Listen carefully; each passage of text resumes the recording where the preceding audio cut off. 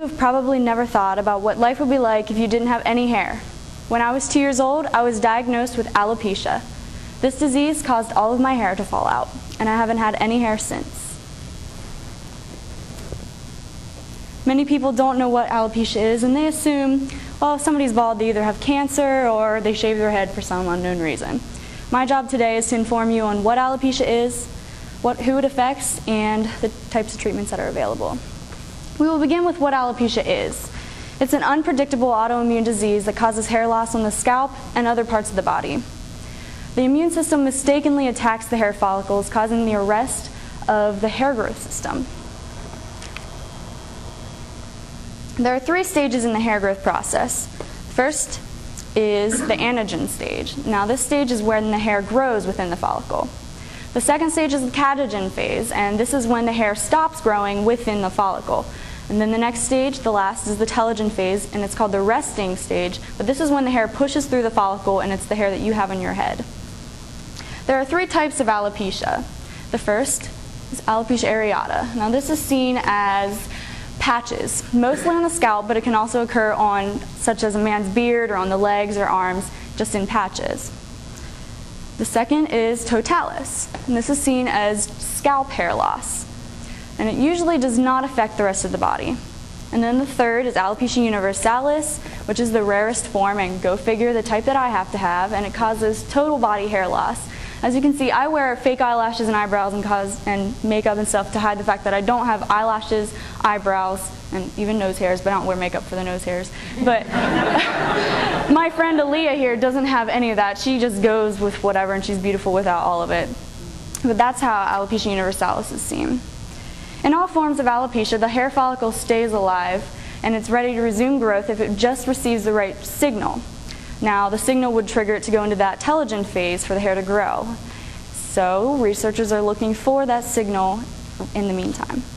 There are no symptoms to alopecia, so after giving this speech, if you're all scared you're going to lose your hair, I'm sorry, you can't go to the doctors and have them tell you if you're gonna or not, because it's unpredictable.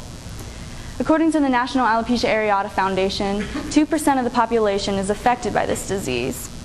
5 million of those people live here in the United States. So who among the 2% of the population does alopecia affect? Well, it affects children, adults, men, and women of all ages.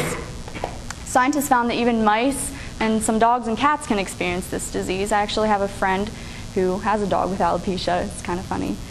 When I was telling her about what I had, why I didn't have hair, she's like, my dog has that. And I was like, no way. Dr. Angela Cristiano explains that they are doing genetic studies to find out what gene this hair loss disease lies on. Therefore, they're looking for the hereditary aspect of this disease. A statistic from the National Institute of Arthritis and Musculoskeletal and Skin Disease, also known as NIAMS, states that 1 in 5 people with alopecia also have another family member with this disease. It also occurs in people who have other autoimmune diseases in their family, such as diabetes and rheumatoid arthritis and so on. In my family, I have a great aunt with alopecia. Her grandson, who is my third cousin, has alopecia universalis like I do. I have a first cousin with alopecia areata. And I also have diabetes, rheumatoid arthritis, and thyroid problems all in my family, so I'm not surprised I have alopecia with all that running in my blood. Children are the most often affected. However, it is commonly seen and diagnosed in adults as well. I feel like it'd be a little bit easier for men to deal with this disease today, considering it's more socially acceptable for them to be bald, compared to women, considering we always get questioned. I always get questioned. Just this past weekend, I got questioned by a guy in my dorm room, my dorm hall, and he asked me if I shaved my head just to get this tattoo. So I had to go through and explain the whole situation, but it was pretty fun. He was asking me all kinds of questions. Although it's more acceptable for men to deal with this, it's equally difficult to handle. Can you imagine losing your hair right now at your age? I know that I can't. I grew up with alopecia. Like I said, I had it since I was 2, but I'm 20 now, and I can't imagine like having hair my whole life and all of a sudden it just being gone. And for this reason, alopecia can cause severe psychological trauma in men and women and children. Now that you know the basics of what alopecia is and who it affects, I'm going to tell you a little bit about some of the treatments that are available. In alopecia areata, which to remind you is the patchy hair loss, they can inject cortisone shots into the patches on the scalp, and there's also anthracene creams and some steroids that you can take to try to regrow the hair. And most of the time for alopecia areata, it will regrow, but that's not to say you're not going to continue losing patches throughout your life, and you'll have to continue with treatments. There's also, for alopecia totalis, there's the oral corticosteroids. And then there's also PUVA therapy, or PUVA therapy. And with this therapy, you take a drug and then you're exposed to ultraviolet A radiation. And that radiation will increase your risk of cancer. So on the one hand, you can be completely healthy and be bald and still be beautiful, for bald is beautiful. Or you can, try these treatments, try to regrow your hair and try to look like everybody else and risk having cancer. I would personally just rather be healthy.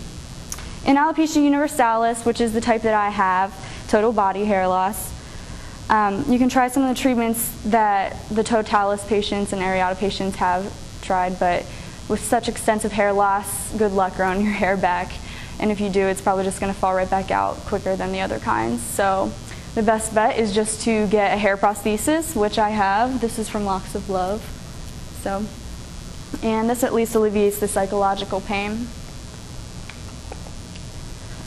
Today I've given you a brief overview of what alopecia is, who it affects, and some of the treatments that are available. Alopecia makes your hair fall out. That's about it. So if one of you happens to get this disease or you know somebody who gets it, at least you now know what it is and that it's not life-threatening, just life-altering. Thank you.